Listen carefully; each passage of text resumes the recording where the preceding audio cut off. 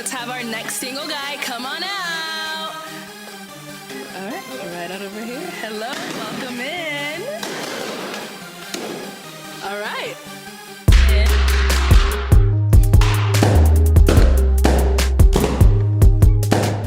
Who up popping they balloon? Well, this feels, for context, Sydney and I have been together almost all day.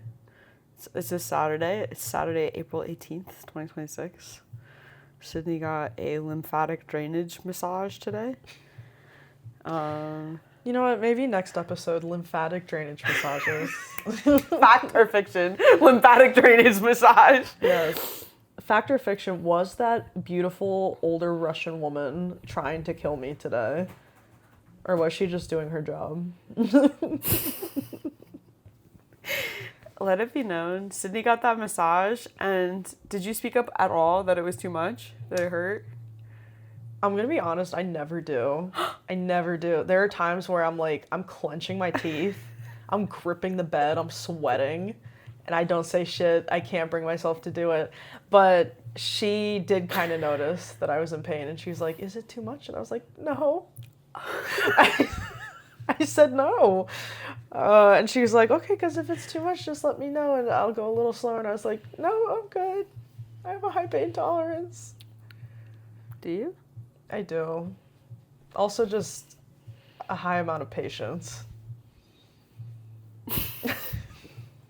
That's not really patience, though. That's just like tolerating something. I guess that is patience. Yeah, I have a high level of tolerance for different kinds of things.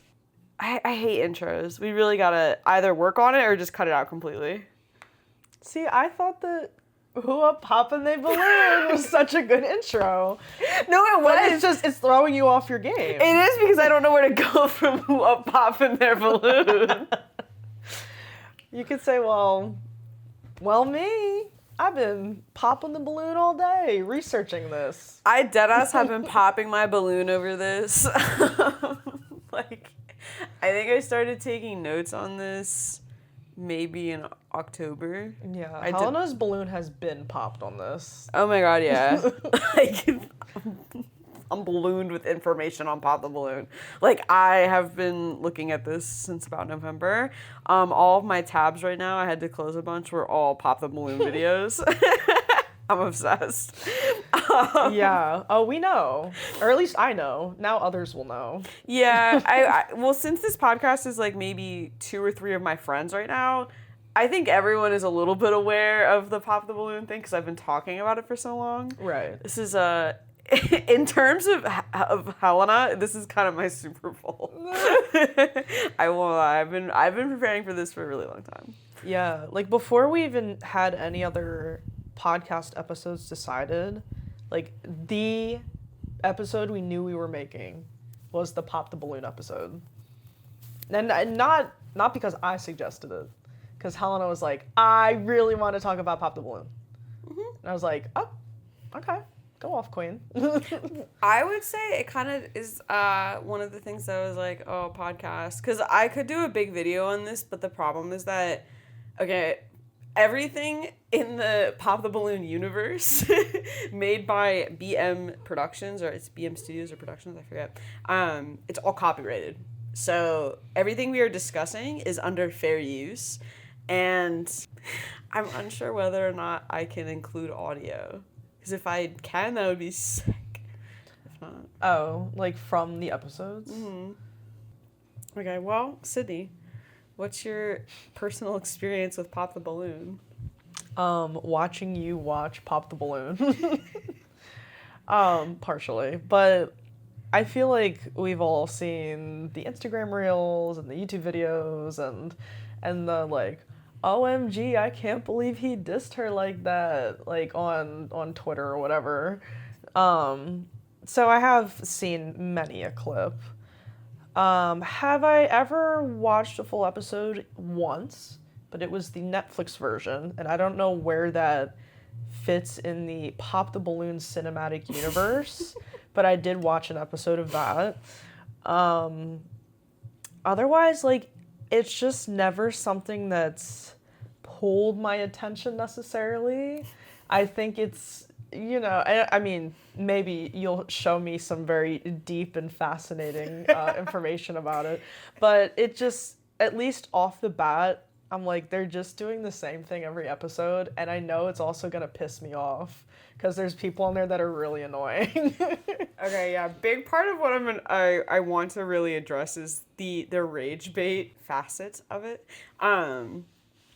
Most of the clips that go viral, I would argue, are for that purpose, and the reason that I have spent so much time with it, I think, is because I'm like so susceptible to rage bait to the point where I'll watch the reel of like, it's always just like a woman getting disrespected.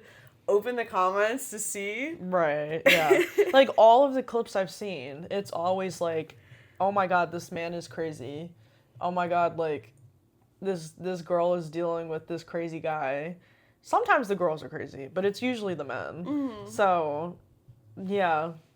Yeah, it is fascinating. Yeah, okay. Well, I'm assuming if you're listening to this, you've at least seen the concept of Pop the Balloon. But the general gist is, rather than, I would say, a dating game show, which I don't think it really is, I think it's more of a matchmaking show in which one bachelor slash bachelorette, which I will just be referring to that person as the bachelor. We don't subscribe to gender norms. I think bachelor. Anyone can be a bachelor if they want to be a bachelor, all right? So anyways, right. It's one bachelor, has a line of 8 contestants. Generally, it's been 8 as far as I've seen. Yeah. Oh my gosh, you're so worked up. I got so worked up I burped again.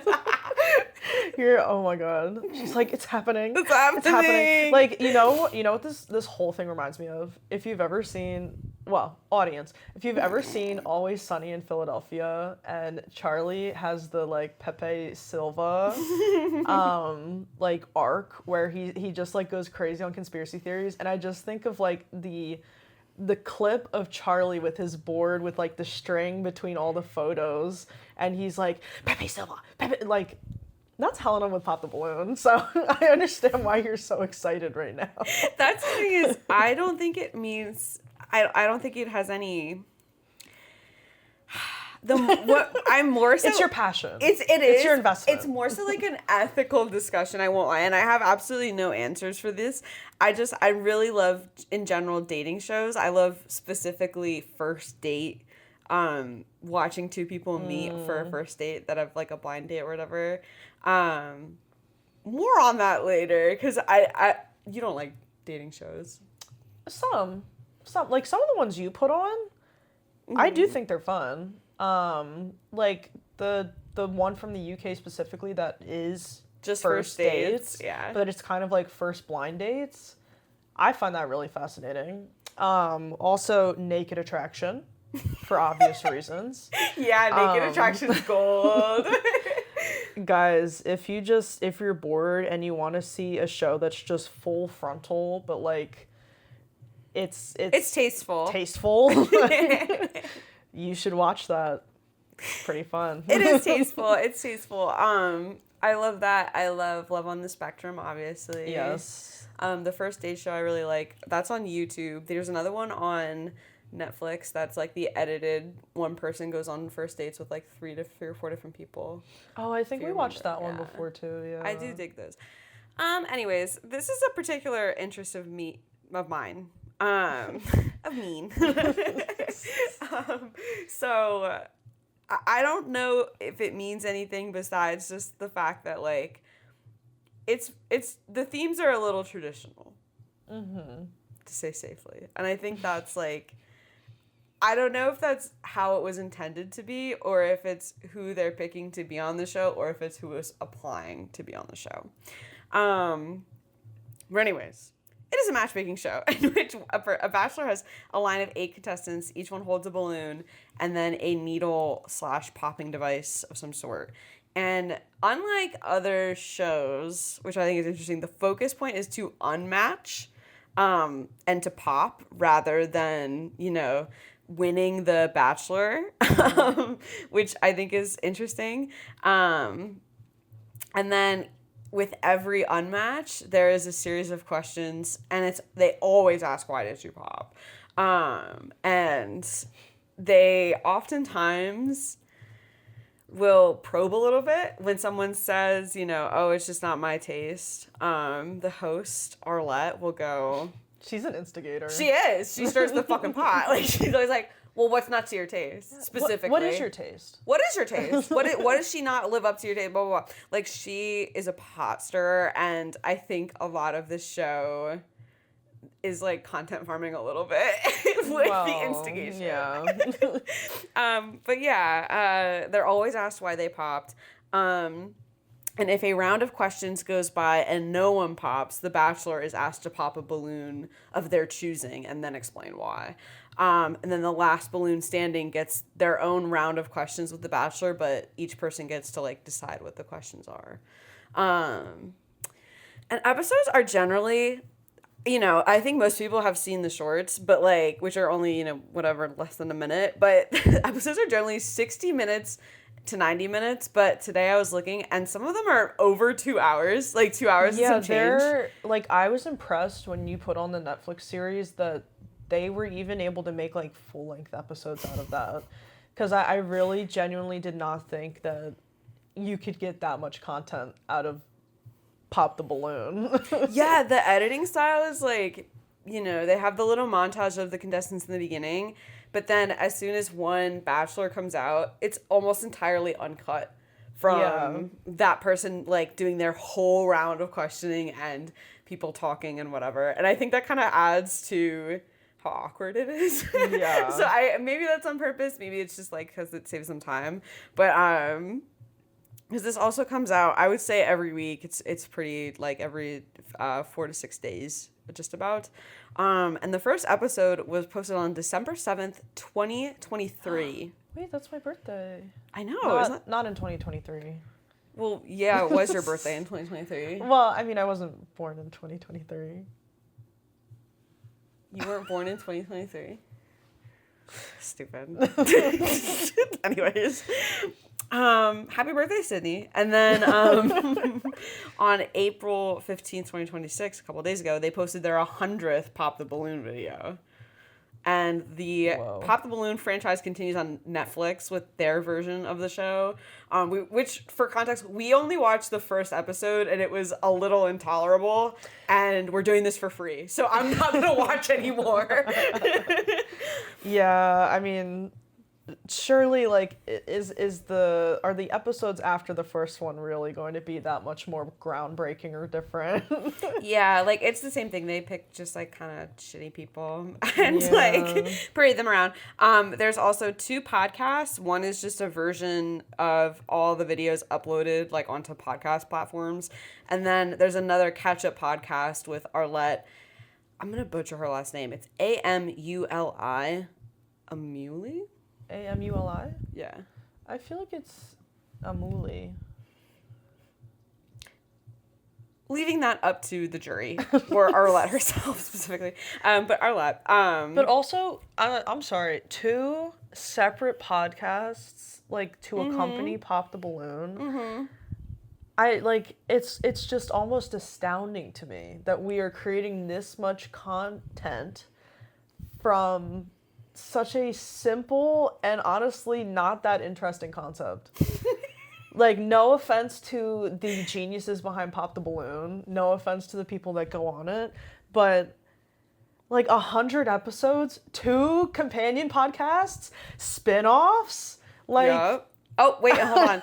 But yeah, that podcast, the catch-up podcast with Arlette, has not been... Their last upload was in January of this year. So I don't know if that's still going on or not. No. Arlette, come back! And then they just launched a dating app called Love or Pop. Oh, be so for real. Be so serious. There's no way. Oh my God. No way. The song that I was playing earlier, they took their theme song and just put, like, Love or Pop. Love or Pop. Like, over it. Download the app now. For your chance at love. Love or Pop. Love or Pop. Love or Pop. Love or Pop. Nah, that's crazy. And then, if someone I meet has the Pop the Balloon dating app on their phone, I'm not talking to them Lover anymore. Pop, Sydney. Come correct. And then Arlette and her husband in the beginning of the show did a little opening, and they're both wearing like Lover Pop t-shirts. It's very cutesy. Okay. And then as of today, the channel has 1.50. Let's Sound it open out, girl. the schools. Open the schools. Find the note. It has about 1.5 million subscribers. Just about. And okay, so basically the background on the channel that I could view, it was originally Arlette's channel. In like 2011, she was making content like fashion, makeup, hair challenges, and like very early influencer things, and then kind of started dotting in personal family stuff, like stuff with her husband, and they have a baby together, I think. Her husband, who I don't know what his name is, I cannot find that. He just goes by BM. So, and his company is BM Productions. BM Productions acts as the production force behind the show, Pop the Balloon, like since the very beginning. And I'm going to assume that because it's shot in what seems to be the same studio space. Like it's just a white background, but like it's shot the same. The edits are exactly the same. And in the 100th episode, they have a little behind the scenes of him making the theme song. So I think it's been his production and her on camera, or like her doing production too, I don't know, since the very beginning in 2023. And they make their relationship a big kind of identifying factor for the Pop the Balloon brand, just because like he's in a lot of behind the scenes content. So yeah, which is interesting. It's kind of like how I don't watch Love is Blind, but like a couple organizes that show. Oh, I didn't know that. Yeah, it's the same. The one that just came out the ages. These sick and twisted couples. Yeah, like that are just like bored and setting people up. Like guys, just keep that to yourself. Yeah, keep it to yourself. And you know, now they have Lover Pop, so they're really riding this Pop the Balloon empire. And I'm not sure how one can profit off of copycats, except just by legacy. But I will say that I'm not sure if they are the first Pop the Whatever show. But they're by far like the most influential and like far-reaching, I would say. There are a lot of copycats. I would say Smash or Pass is I don't know which came first, chicken or the egg? Smash or Pass or Pop the Balloon? Is Smash or Pass like? Are we talking about the concept or? Yeah. Oh, okay. Like, So I was like, literally- is there another series that's called Smash or Pass and they're smashing balloons or? Not balloons, but they're just smashing or passing people. It's literally like tooting and booting in real life with people. Okay. Human beings in front of you, and you go, I'd fuck them, or like, nah. Oh, that would really make me feel good. I think that would. Love that. I would have loved that. Yeah. Yeah. The audience, Helena just checked her invisible watch. It's because Sydney does this thing where you'll be talking to her. Oh my god, I didn't And even know she'll that's what look- you were doing. Yeah, I and she'll didn't look even- at her Apple Watch and think that, and she'll be just reading an article or, you know, a page of the novel she's working on. And I whatever. forget that at the end of the day it is a watch, and when I look at the face like that, people are saying, "Oh, she's checking the time." No, Meanwhile, it's a I'm checking phone- like my Twitter notifications. Yeah, I know. It's a phone on your wrist. That's the thing, is it's very obvious when someone checks their Apple Watch because it's like them looking through their phone. But on their everyone is just wrist. like, "Oh, she must be bored. She's checking the time." Like, shout out to my mom, my grandmother. She used to always like clock it as me wanting to leave and me like checking the time if I was out with her somewhere, because I don't think she really understood what an Apple Watch was, and I was like, "Oh, no, I'm so sorry. Like, it happened every time I saw that woman. That's a whole other podcast episode. Is it rude to check your Apple Watch when someone's talking to you? Because it's just like checking your phone, but it's just right there. I'm just gonna cover it with my hand from now on. I could have gotten you like some sort of fidget toy or something while I sit here and talk at you. I'm sorry, you don't have anything to look at. I'm looking at your beautiful eyes. You can close your eyes, it's fine. Anyways, I should also note, primarily all people involved are non-white and primarily black presenting to me. I'll say that. And I've seen some people as young as about 26, 25 on the show, and then they go all the way up kind of to the 40s. But a majority of episodes, it seems to be grown-ass adults in their 30s to 40s, and as far as I've seen, they have not done any queer episodes. I think it's all straight people. Yeah. And also mostly Christian, or at least Western God-believing people, because they ask a lot of questions about people's personal relationships with God and also religion and general priorities and values. And when you're applying to Pop the Balloon, I looked at the questionnaire.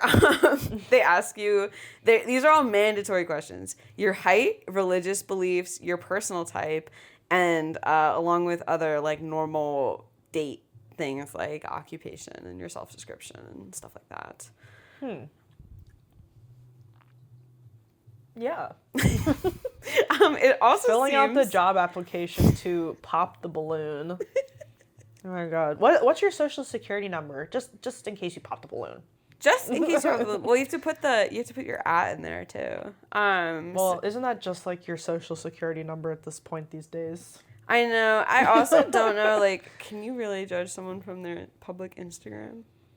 Yes. Can you just yeah. I think you can put a single judgment on them, yes. But yeah, so it also, I think they are trying maybe to match up people. I don't know if there's a specific person whose job it is to literally go through and match people, or if they are doing it like through AI. I don't know. But the visual lineup, it kind of goes from least to most chopped.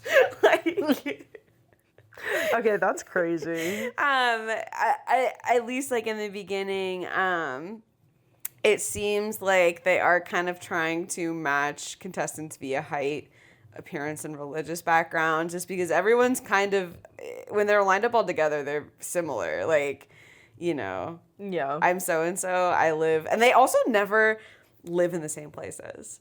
Yeah, they're kind of from all over the map. Yeah, which is Wait. weird for a dating show to me. Yeah.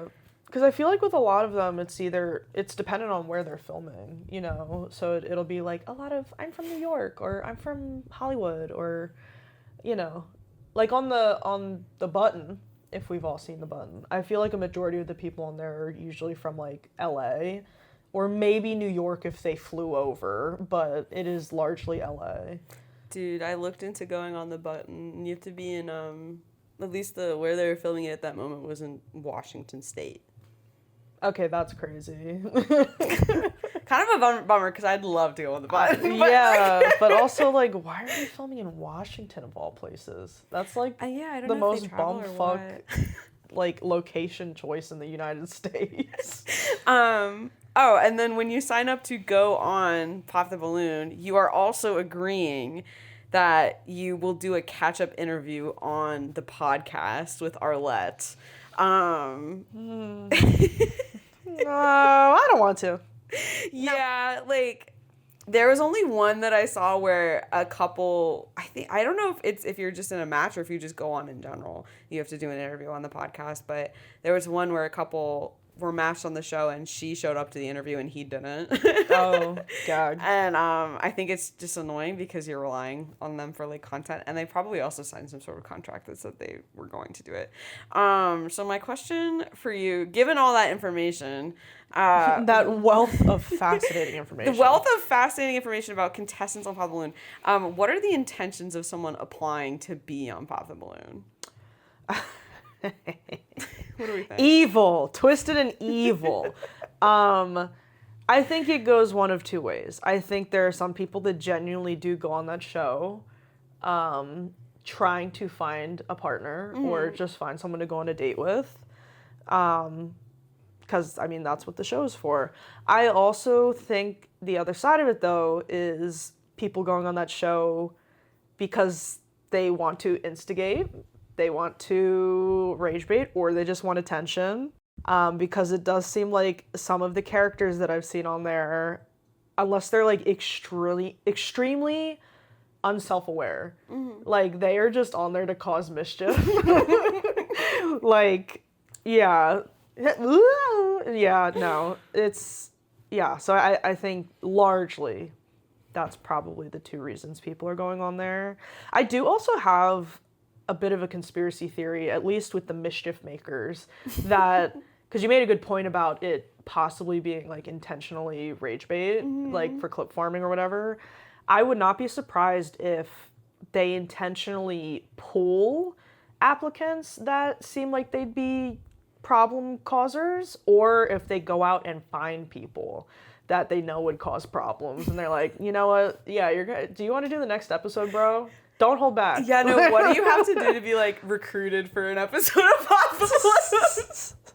They're like, yo, bro, I would love to have you on our next episode, and just you can be as annoying as you want. Don't hold back. Like, be so authentic. We're gonna love it. Yeah, there's a lot of characters, yes. for sure. And I think it's probably 50-50 where some people go on because it's just like a fun little thing or whatever, and they're single, and like, I don't think anyone goes on as like, this is my only way to meet people. No. But like, it's fun or whatever. I think it's general reality TV show complex where like, that is like your possible 15 minutes. So you can go on, and I've heard a couple people say that, you know, I went on the show and I got a little DM action afterwards. Like, yeah, there's that. yeah, not in an influencer sense, maybe in an influencer sense, but more so in a like, I was put on this like global stage for a couple of minutes. Yeah. And nobody liked me there, but people like me on the internet. So Yes. yeah, that there's could be a wealth of reasons. So Sydney, what have you seen in terms of why people pop their balloons, I should say? Oh. What reasons do you usually hear? It's, see, sometimes, well, you know what, I'm not even gonna say sometimes. I feel like most of the time, it's not a valid reason. I'm gonna stand on my soapbox and say it. A lot of the time, it's a very silly reason. Like, I don't know. I've seen them pop the balloon because they're like, you know, I don't think I really love this outfit that you chose today. You know, I think I just don't really like guys that wear button downs with a floral. Girl, like, I promise you he has more than one shirt in his closet. He's not going to just be wearing that shirt. Or the guys are like popping girls' balloons because they're like, oh, well, I don't know, she seems a little too independent for me. Oh, like, she seems a little bit too career focused. God forbid a woman is doing something. Like, the reasons are so all over the map, but they're always like so weird and nitpicky.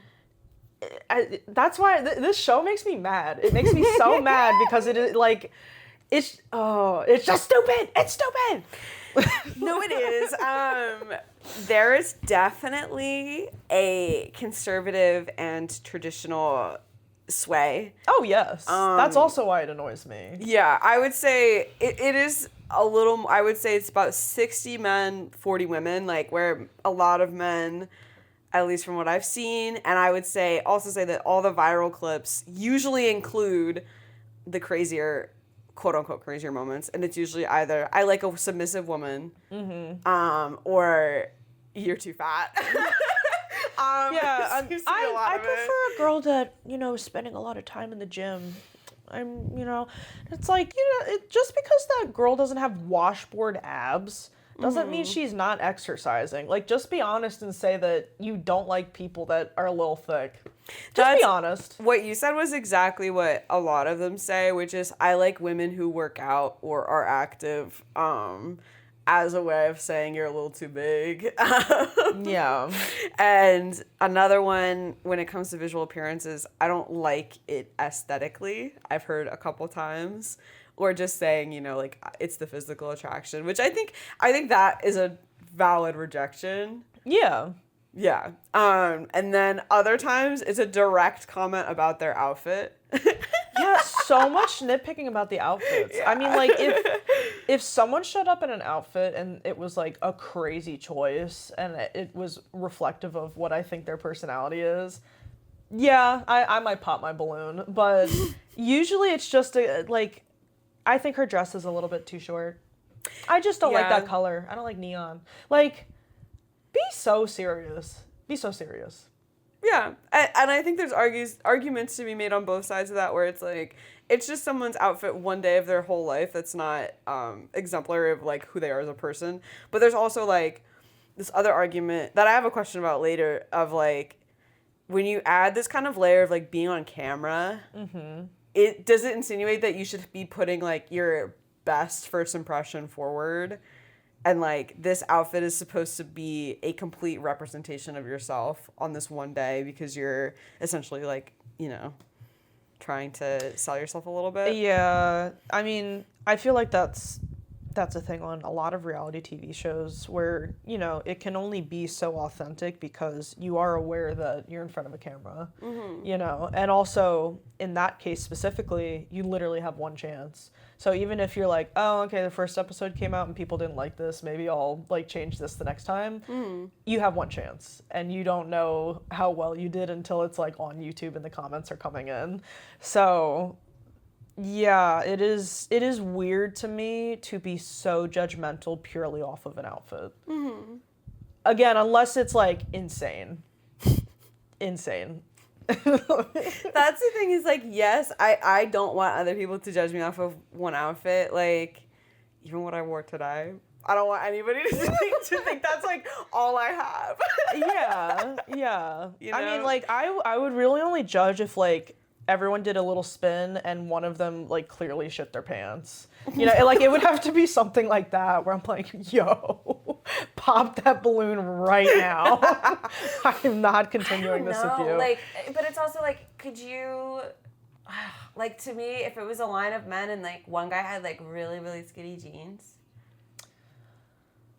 See, I would be a little judgmental about that, but, like, if I see skinny jeans, I'm not going to be like, nope, pop the balloon.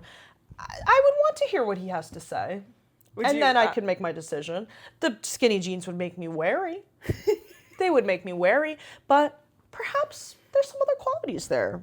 Like, what if he's a very beautiful man who just happens to, unfortunately, really like skinny jeans? Would you ask him about it? Well, I don't know if I would on camera like that. No, unless, yeah, because I feel like I'm just, like, so scared of coming across like a bitch to be like, question for you, would you ever reconsider, like, your choice of pants? I would feel so bad. I think that I would ask, what made you choose this outfit today? Is that too much? That is a nicer way to put it, actually. But it's kind of like, so shady. What inspired this today? I love how creative you were in your outfit selection today. Yeah, what led you in this direction? For what you're wearing. What inspired this? Yeah, so basically, like, a lot of outfit comments, a lot of physical appearance comments. Sometimes there are a lot of just regular comments, like logistical lifestyle, I live here, you live there, or difference in priorities with, like, kids, career, etc. A lot of people, because I think of just the age bracket, come on with kids. So that's often a big topic of discussion. And then there's the whole, I want a more XYZ characteristic partner. A lot of the time, and the stuff that I was watching today, a lot of it is men wanting soft-spoken, feminine women. Yeah. Heard that a lot. Yeah. I have also seen that in clips where it's very much like, I want a woman who's gonna be obedient, who's gonna quote unquote know her place, who like lets the man be the man, and she's gonna be the woman in the relationship. So icky. Yeah, like there's that part, and then I've also heard several times from women that I want a man that's gonna lead. Not necessarily even like I want a man that's gonna provide. Like that's brought up, I think, just with people's like career. Like they do talk about money, which is like, I don't know. Would you really talk about that even on a first date with somebody?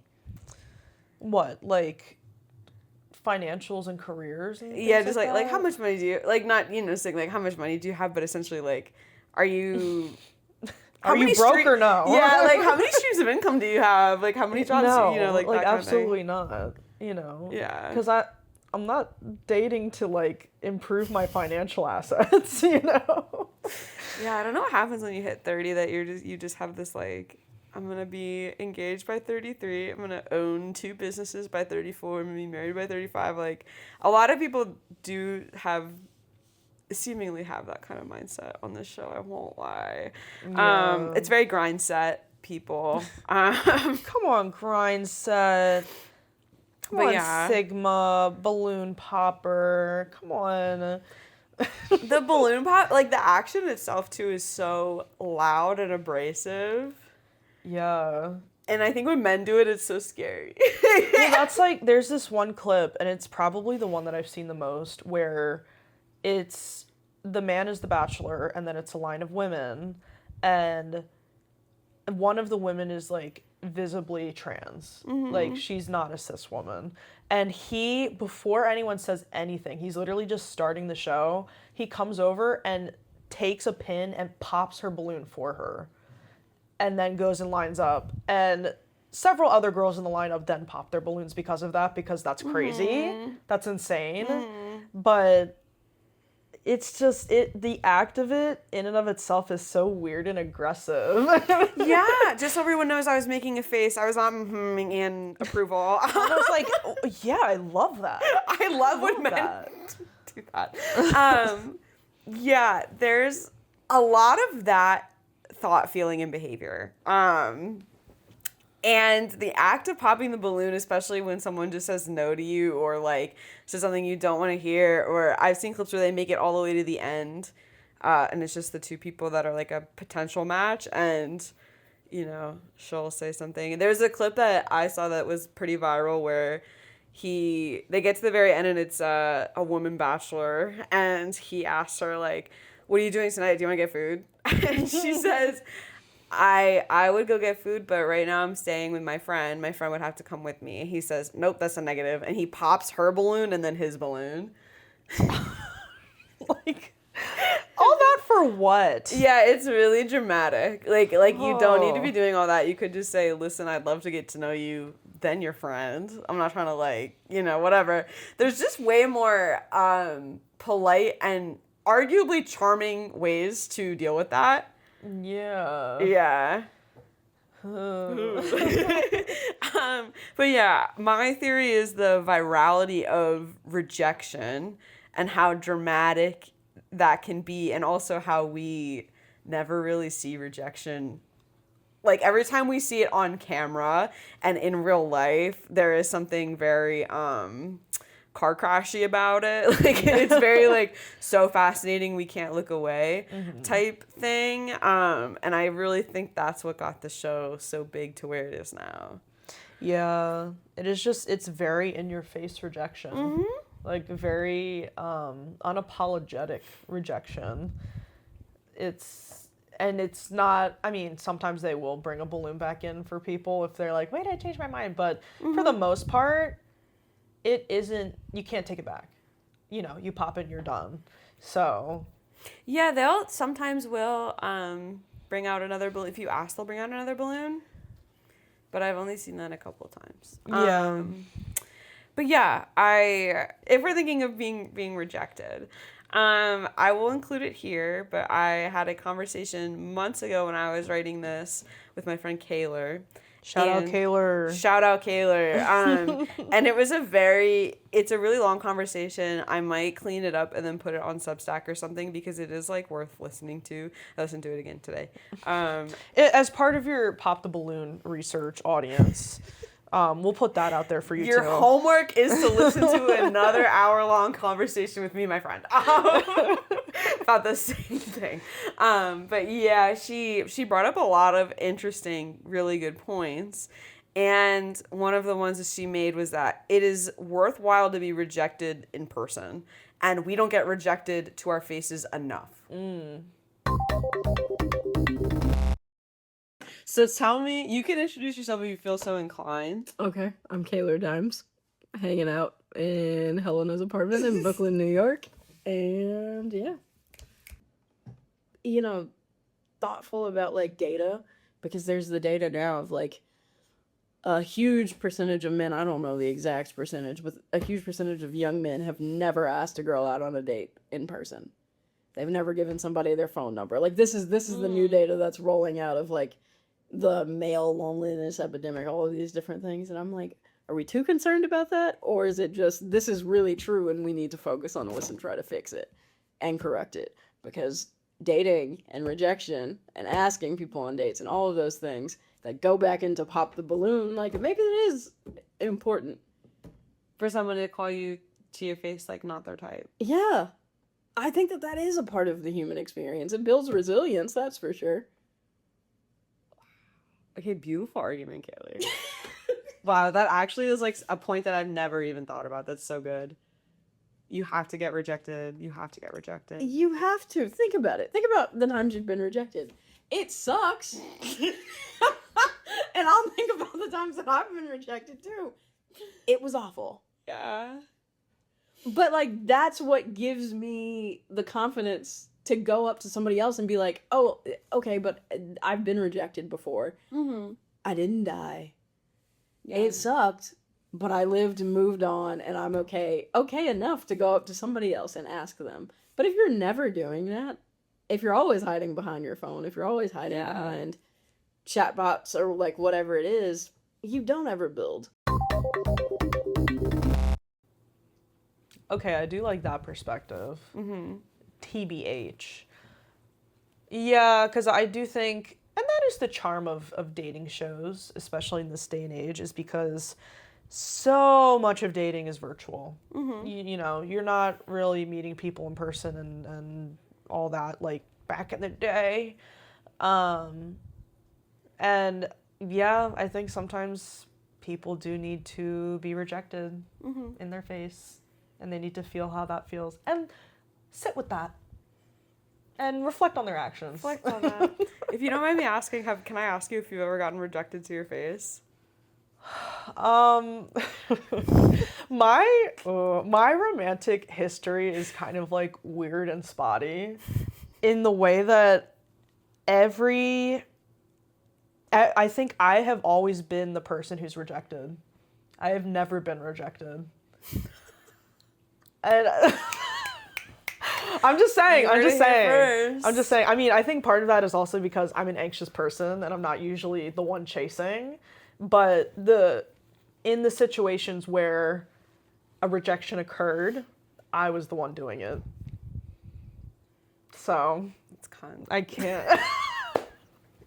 can't speak on the downfalls of being rejected. Yeah, you know. some of us have been rejected.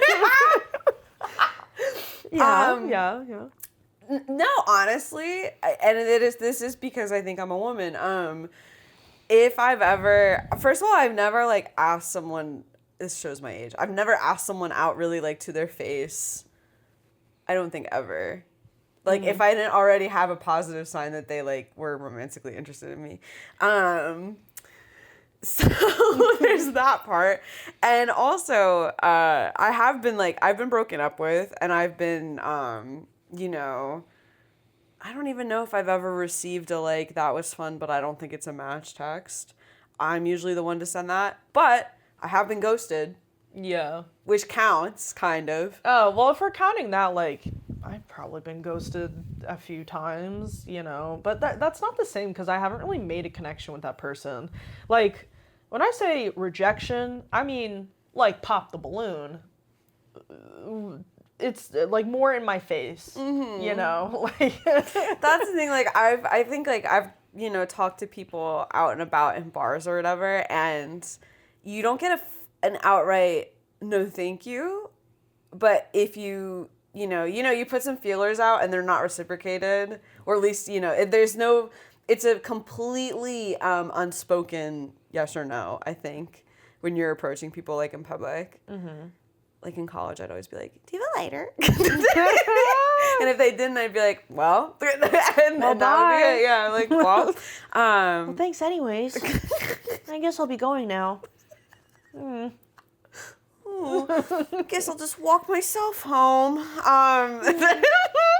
But yeah, like it. I think I've encountered that obviously, but because I've never asked someone directly like, do you want to XYZ? I've never gotten a no flat out. And also I've never really gotten a reason, Yeah.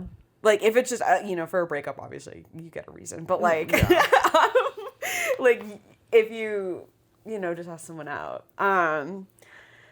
So yeah, what do you lose or gain when you reject people in other ways, i.e. like ghosting or just sending a like, I don't think it's a match kind of text? I feel like, well, is this as opposed to like sitting down and having a conversation in person? Yeah, like say, you have a coworker or something and you ask them out in person and they go, no, and how that feels versus you have a coworker and you ask them out like over text.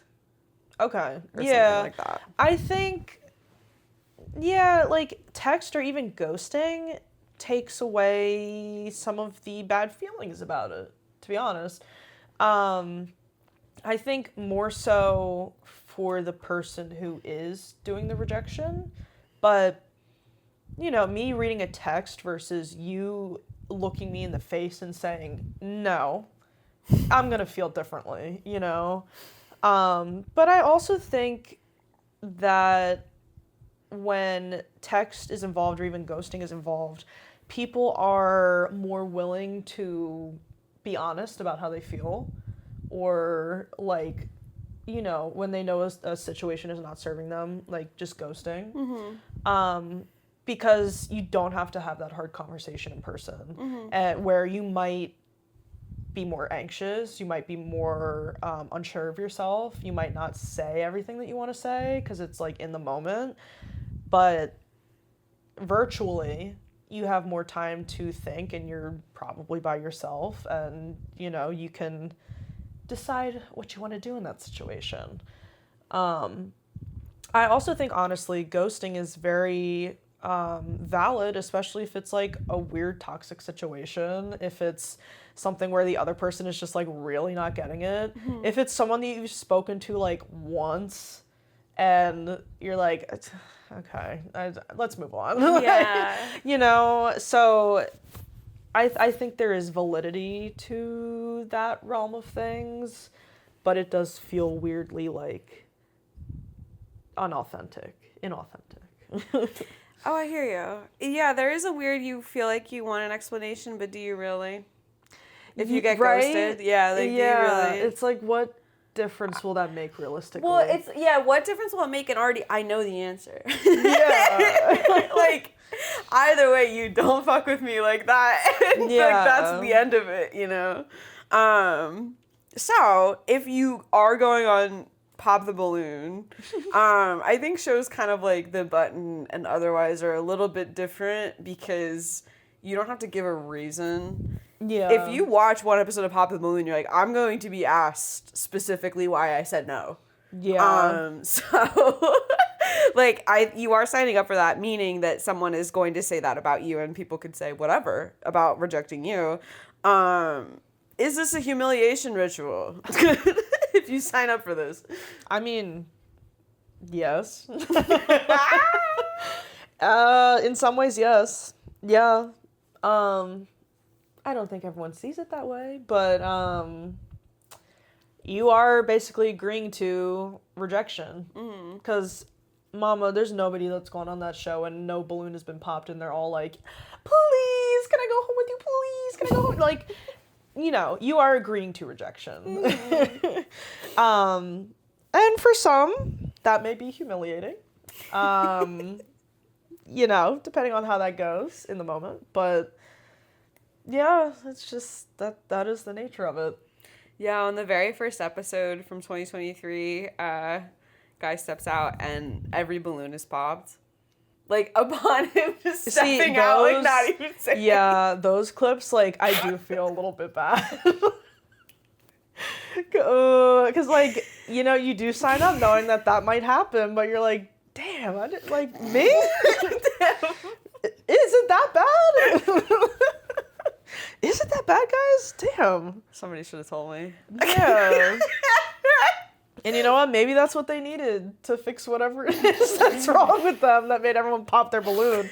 But I don't know. It's like the equivalent of like walking just into a room of like 10 women and they all just go, boo!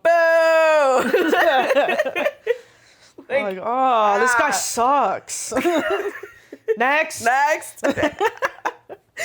Yeah, like I think some of it, maybe a strong, secure person that goes on Pop the Balloon wouldn't think of it like that, and I'm sure people do not think of it like that. Yeah. Some of us insecure people do think of it as like an opportunity to get just tomatoed in fucking public, like. For some dude to call me fat, like, to my face, like, I don't know. No, literally. It's, I mean, yeah, that's part of the reason why I don't know, I don't really have interest in a show like that. Because as you can tell, I'm not a big fan of the premise in general, but, like, I don't know. So, like, you're popping my balloon and I probably don't even really give a fuck about you. Yeah. You know? Like, it's a waste of everyone's time. Yeah, it draws into question, like, is this competitive? With who? Like, the other chopped contestants on Pop the Balloon. The other chuds next The to other me. chuds on Pop the Balloon. I guess. If you want to see it that way. I mean, there probably are some people that see it that way, where they're like, I gotta be the one that wins The Bachelor. I gotta be the one. I gotta be the one, you know, because I'm the best, and I'm the prettiest, and I'm the hottest. Like, sure, girl, go ahead. Have fun. That's the thing, like, I can imagine maybe it's a wee bit competitive if it gets down to, like, 2 people, but 2 balloons, rather. Like, that's my man. That's my man. And it gets down to 2 people. But then, like, I've never seen, like, a big showdown for someone. Like, usually they're like, do you have kids? And then one guy pops. Yeah. Or whatever. Like, yeah, I feel like the ending is always, like, so anticlimactic. Oh my God, yeah. Because almost always the 2, like, you come down to the final 2, the Bachelor and the Bachelorette, perhaps, that he has ended up with. the balloon. The balloon. The Bachelor and the balloon. And then they're just like, where do you live? And the other person's like, Atlanta. And they're like, all right, pop. You're like, okay, well, what was that all for? That's the thing is, I don't know, like, how they pick this geographically, because they're always never in the same, like, they're signing up for something long distance. Yeah. Which just, like, sucks, you know? Yeah, not everyone's really down for that. That's a whole other conversation, but yeah, it just doesn't, long distance doesn't particularly, Yeah. at least it doesn't make sense to start with something like that. Just sign up for that, you know? It's a lot. Yeah. It's a lot to sign up for. Yeah, that's the thing is, I think it's... Oh, dog in our lobby. Every time someone's dog barks in this building, it echoes up, like, all the big empty stairwells. It's so loud. But yeah, like, I think maybe it tries to make it competitive via, like, 8 women for 1 man, but I've never seen it get that deep. And also, I do kind of love when this happens, like, the Bachelor will say something to a contestant, and if it's just heinous, like other people will pop based upon what they said. Yes, I kind of love when that happens. Yeah. when like the host is like instigating, and then the idiot bachelor, whoever it is like doubling down on whatever stupid statement they made, and then everyone else just starts pop, and you're like, oh, bro. Well, yeah, like it's a lot of men with very strong opinions about things like women's hair and like women's outfits. Yeah. And well, that's like today we watched the one clip where the guy popped his balloon for the girl who was the bachelor. Yeah. And she had she had dreads. Yeah. And he was like, I just don't really like dreads on girls. Audience, that man had dreads. That man had dreads. And they even pointed it out, and he was like, well, you know, I have a beard and she doesn't. Or whatever. Yeah, he that's tried exactly to retort what he with. said. And I was like, I'll put it in. I was like, okay, and like, what does that even mean? Like, oh, don't piss me off. That's the thing. A lot of it, lead me to my next point. Is this like rage bait, or is it a little propaganda-y of the traditional way of things because of whom they pick and the viewpoints they choose to platform? I lean more towards the rage bait, honestly. I agree. I think they just happen to pull from, because to be honest, they don't have a super diverse pool on that show. And I think that from that pool that they typically are taking their contestants from, a lot of them do happen to be Christians and people who with more traditional values. But I think that as many people in this day and age know, rage bait, clickbait, things like that is very profitable. And I'm sure after like the first episode or so, maybe they were just trying to be a dating show. And that was like the purest of their intentions.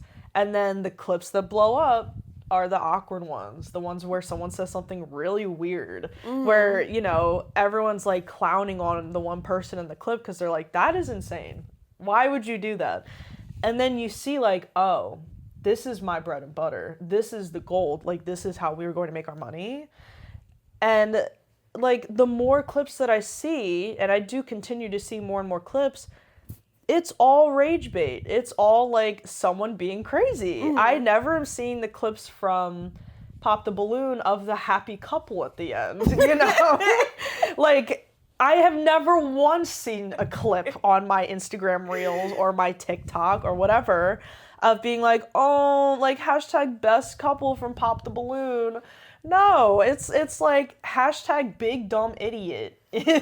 Like pops balloon for beautiful woman. Like, but yeah, basically it is hard to tell if like they stuck with like that type, it drew in that audience, those kind of people apply, and then the cycle continues, or if they're looking for people that are just really serious about marriage specifically, because a lot of these people bring up marriage multiple times. Like, they really do want to get married.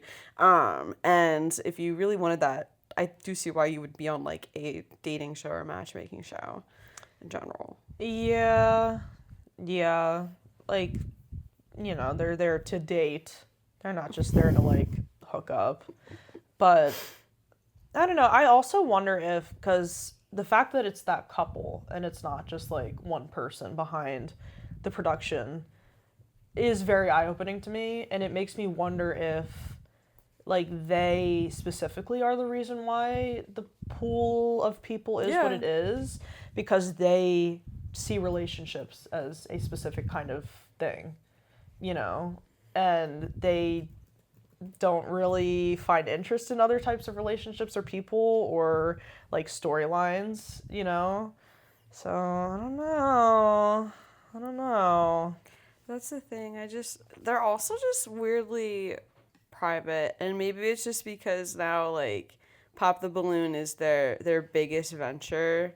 I'm looking at her Instagram right now. Arlettes, it is all Pop the Balloon. There is not a single ounce of like non-influencer Pop the Balloon. It's not the correct term. There's not like any super personal stuff. Yeah, there's like no personal content. There's not even like Yeah. her doing a brand deal. It's literally just all clip farming. Well, that, like, it's to the point, like, they don't really need even to do brand deals. They don't do them, I don't think. I think the videos are monetized because everything in them is under their own copyright. But, like, they don't need the brand deal because this is enough, Yeah. you know. They're making enough money from their own brand. And I also want to say, I mean, like, I think they're doing this in a very professional manner. I don't think they're doing too much. But...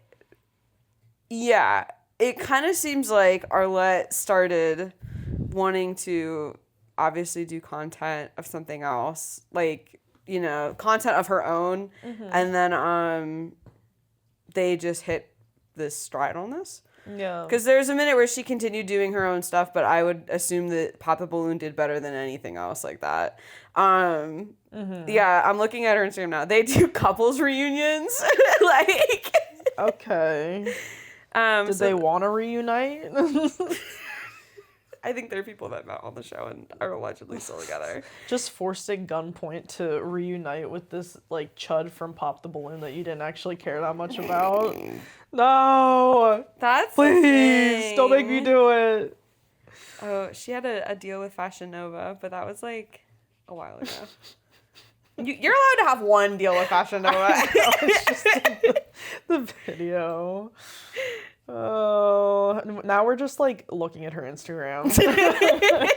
Okay. I'll wrap it up. But yeah, the last part of this, which we might just do a whole other episode, into the current dating the current dating scene. And Guys, comment down below, smash that like button, and comment down below. Do you want more Pop the Balloon content? Could you do another hour-long episode of Pop the Balloon content? Sound off in the comments below, fam. Please.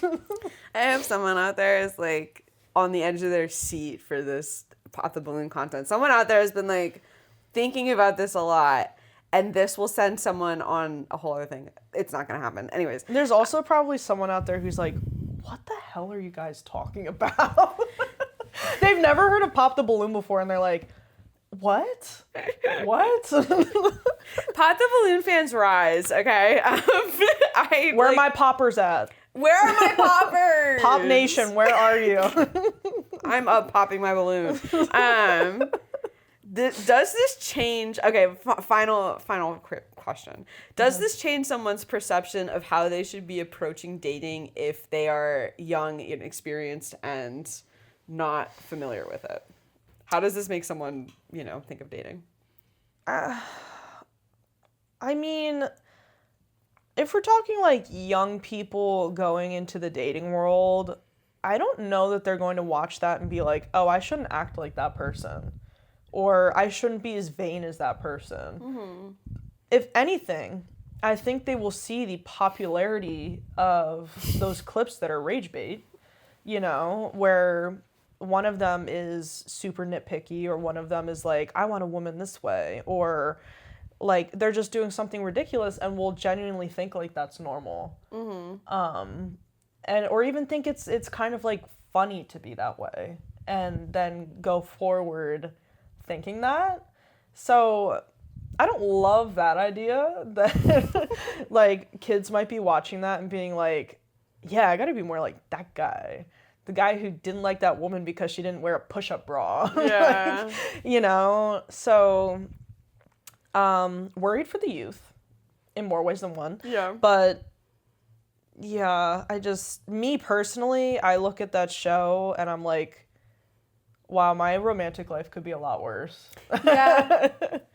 That's the thing, like, I think when it's taken out of context, it does look like if you are mean and reject people because you're being quote unquote honest or whatever, there's no consequences for that.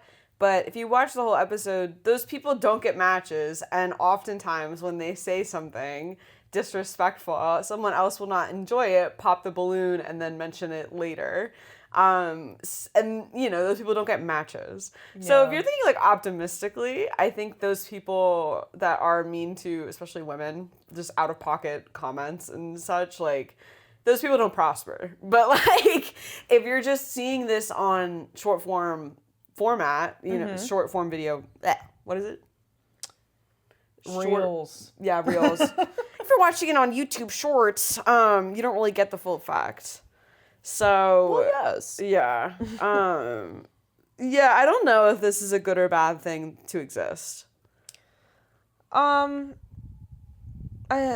think it's just, you know what, amongst the other reality shows and slop content and rage bait content, is Pop the Balloon the worst out there? No. God, no. Like, the Italian brain rot is probably 5 times more detrimental to our youth than Pop the Balloon. But do I like really love that it exists? No. Yeah. Feels like we should be doing something else with that time and space. I will give it to them. It is an interesting concept, like the idea of it being based around rejection rather than acceptance. But that's kind of as far as they got me. Well, I think it's just they realize that what makes a normal dating show really, really interesting is the rejection aspect of it. That it'll come down to 2 or 3 people, and someone has to get rejected. Yeah. There's people competing for one person while acknowledging that they could get rejected by that person. Yeah. But yeah, I think it does so well, and it's so viral because it's all the good parts of a dating show. It's just like the sick evil watching someone's feelings get hurt. Like Yeah, it's literally like the juicy parts of the dating show and like not even the dating. Yeah. Like That's it's literally just like the embarrassing part. That's such a good point. Yeah. I never thought of it like that. Dating show without the dating. Yeah. It's the best part. It's the beginning flirtation and then the rejection. Yeah. And that's it. You don't have to see any of the boring middle building or, bond part. I mean, you more than anyone else would know that. You hate the bonding part. I mean, that's like the one time I got you to watch The Bachelor, we watched the first season of The Golden Bachelor, and I think you watched like the first couple of episodes with me, because that's when it's like a little bit juicier in the beginning because they're making so many cuts to the women. Yeah. There's also like way more women Than interacting there with should each be, other. Yeah. And then, like, you just refuse to watch it. Because you're like, I don't care about these people. It's just not interesting anymore. Which is fair. Yeah. Which is fair, but, I will say, like, the thing with The Golden Bachelor is that it is just really sweet. And it was really wholesome. And there's not the normal I don't know, it's like, there's cattiness. not enough evil in There this. was not enough evil because he would start crying whenever he had to send someone home. Do you remember? Yeah, but wasn't that, like, one of the more interesting parts to you? Not when it Like, happens to every single person. Watching Gary sob sending a woman home. I know you were into it. I know you were into it. You can't lie. Because guess what? That's what we liked watching, the rejection. Yeah, exactly. That's what we remember. Like, do I really remember the first rose he gave out or whatever? Yeah, no. Or the first, like, couple of weird dates that he took the women on? No. Do I remember, like, how much he was tweaking at the first ceremony because he was like, I can't send any of these beautiful women home. Yes. I do remember, I think we watched, not the whole finale is like 2.5 hours long or something, but we watched just like the selection. Do you remember? Yeah. And we were mad about that. Oh, I was mad as hell. He picked the that wrong man one, picked yeah. the absolute wrong woman. Yeah. And guess what? They divorced. So, So we were right. Gary, I was right and you were wrong. That's the thing is, that show was also just very beautiful because it was more so a conversation about love after loss. And almost every single person on that show was widowed. Yeah. That which was interesting. Yeah, which was fascinating. Because that's just not a part of life that Sydney nor I get to see very, very often. So it's a lot of people's realities, but we aren't quite there yet. So Yeah, not a widow. not a widow yet, but yeah, like it was beautiful from that point of view, but I don't think it was as juicy because it was so like sweet. Like I can't really binge Love on the Spectrum like that either. Yeah, because I mean, it's very like sweet, wholesome content. Yeah, no, they're not. There's like, not really drama. They're per not calling each se. other fat and like yeah, like Yeah. hate your outfit. Your outfit's corny. Like to their face, like it's not like that. It's a whole different, separate exploration of relationship building, I think. Yeah. But yeah, I could talk about this like all day. Well, dating culture is fascinating, but I think the sector of television and entertainment that is romance and dating has also just become very interesting, particularly in the past few years, because everyone is just expanding upon the format with like crazy new ideas, you know, like Temptation Island, the age gap show that just came out. Next episode's so about the age gap show. We're gonna watch that right now. You know, even Naked Attraction, like I think that is a crazy idea, but it's so good. Like you can't not watch it. You're like, that man's dick and balls are crazy. I wonder what that girl's gonna say. That's the thing. Naked Attraction is beautiful because it's like a nude beach. It's all these answers to questions that you didn't even have yet. Yeah. And you feel like you have like so much information. Just like right there. And I don't know, it is a beautiful thing. I think it's like grossly fascinating in that you always do kind of wonder like, if I saw this person naked, would I still be as interested in them versus if I got to know them? Yeah, and it's great because it's not just like very conventionally attractive people. Oh yeah, they're normal people. It is very average people, and I don't say that in a bad I don't say that in a bad way. I don't say that in a bad way. I'm not. Hey, average does not mean ugly, Helena. Get your mind out of the gutter. But the way I said they're like normal people, and you were like, they're not conventionally attractive. That's not what I said. That's not what I said. Okay, it's people from all walks of life. Let's say, you know, and it's not models. It's not like the hot girl next door. Like it's just people, and you get to see their bits. Yeah, and it's fun. The bits and bobs. I'm like, yeah, you know what? Maybe I am like, I have walnut brain because I like seeing naked people on TV. I don't care. It's fun. God forbid. Naked Attraction is really fun to watch with a group of people, and you just openly judge people's human bodies. Yeah. Well, audience, the first time I watched Naked Attraction, I was in London. And I had heard about it, but I hadn't watched it. I was in London on a trip with my mom because she was there for business, and I got to tag along. And she's flipping through the channels on the TV in our hotel room, and she's like, oh, it's the show, Naked Attraction. We should watch it. And I'm like, oh, you're into a dating show? Like, that's kind of, because that's not usually her thing. And she's like, no, Sid, it's crazy.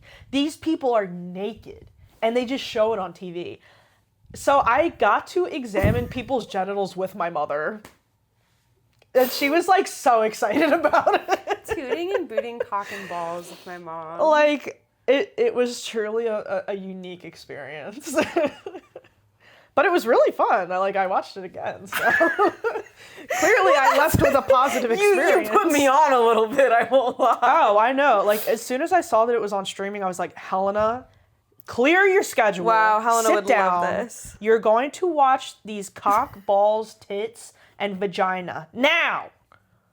Sit down. That's the thing is everyone swears they don't want to watch Naked Attraction, and then like when we have the other night with Tyler and we put it on. And bitches be like, ew, I don't want to look at people's balls. I don't want to look at that. And then you turn it on, they're like, ooh. Oh my god. Yeah, no, it's worth a watch if you've never seen any like if you've never seen it before. Guys, if you're trying to get into full frontal nudity, check it out. It's more so like my, nudists nudists in the audience I think would enjoy it. Shout out to nudists. Yeah, if one of my several friends listening to this has a HBO subscription, you should watch Naked Attraction, and then you should watch Neighbors. It's a mini doc series. The very last episode is about a man and his passion for nudism, and how that relates to him being a neighbor. Nudism? No, what? Like being naked? Like the act of enjoying being naked. You're a nudist. Yeah, you love nudism. I've never heard the nudism. I made that up. Because like nudism you is say the word. nudist colony, not nudism colony. Well, like you're a nudist practicing nudism. Is that correct? No, it can't be. That cannot be correct. Jamie, look that up. Is that correct? Computer, explain nudism to me. I think Not that's Buddhism, correct. nudism. I think that's correct, but I'm not gonna look it up right now. I'm gonna look it up after we're done recording, so we can scream off mic about that. Well, Hey, it's been fun, guys. audience, let me encourage you. Use that virtual voicemail box in our bio. How do you feel about Pop the Balloon? How do you feel about your life in general? I'd love to do an episode one of these days where we just kind of go through that. Guys, And we're like therapists, but not really. guys, submit a voice note. Give us a story. Give us your experience with Pop the Balloon. Have you ever been popped? Have you ever popped a balloon? Yeah, or just go watch Naked Attraction and then record a voice message telling us about your favorite cock and balls or vagina, and like in explicit detail. Guys, it would actually be so fun if next episode we did just dating shows in general, and then we did another one on dating. So Sydney gave me a look because she does not like that idea. Well, I mean, we're Sydney not was- a dating podcast. I do. No, but we can just talk about it one time and then never again. What do you mean? You wanting to do a whole part 2 to pop the balloon. Okay, I thought we would have to do two parts of Pop the Balloon, I won't lie. I had a lot of notes, because I also wanted to go into all the copycat ones. And then actually it's too good. I should bring it up. Really, really. One last note, guys, sorry. But on the spin-off, it's not a spin-off, it's a copycat of Pop the Balloon. Which also, I don't understand how copycats exist, because if that's her content, how are these people just copying it? fully calling it Pop the Balloon. I don't Pop the Balloon or Find Love. I think regular Pop the Balloon. No, Pop the Balloon is Pop the Balloon or Find Love too. Yeah, so like, what? I don't know. Maybe she didn't copyright it, and she just acts like she did. I don't know. Maybe I just said They're that's like, like girl, come on you my can't ass. copyright that. That's an old note. I don't remember if I actually looked that up or not. But anyways, so if anyone's seen a real one, Pop the Balloon or Find Love, it's the one where the guy wears like, it's always some sort of gold or other flashy suit and terrible shake and go wig. Really bad wig. Yeah, That's I've the seen bit. him, and I'm like, I don't understand what he's doing. Yeah, like that's his whole gist. So it looks crazy, and it's a lot more like silly. Like it's the premise is the same, it's just way less polished. And it's more like jokes. And Yeah, I like how he's a little bit more goofy with it. he is goofy with it. And we looked on their interest form today, and I didn't realize they have so many variations of Pop a Balloon, or a real one. This is their version, excuse me. They have a real one virtual, a real one seniors, a real one short kings, a real one general, and not a real one, but just cultured Caucasians. Guys, let us know. Would you consider yourself a cultured Caucasian? That should have been the name of the podcast. Cultured Caucasians. Our podcast. Stop! Wow, when we were brainstorming names really hard for like a month, how did that not pop up? That's crazy. Oh, we should see if that's copyrighted, because I would totally take that from him. Oh my god, cultured Caucasians. That's crazy. Like, how does one qualify to be a cultured Caucasian? So good. You need a podcast, obviously. They all show up in like bow ties. To be a cultured Caucasian, you just need a podcast. Yeah. But yeah, I think that's it for me. Is that it for you? Yeah. Okay. Love you guys. Wait, 1, 2, 3. Bye. Do you want to do it at the same time? You just counting down. I thought you would know. I'm sorry.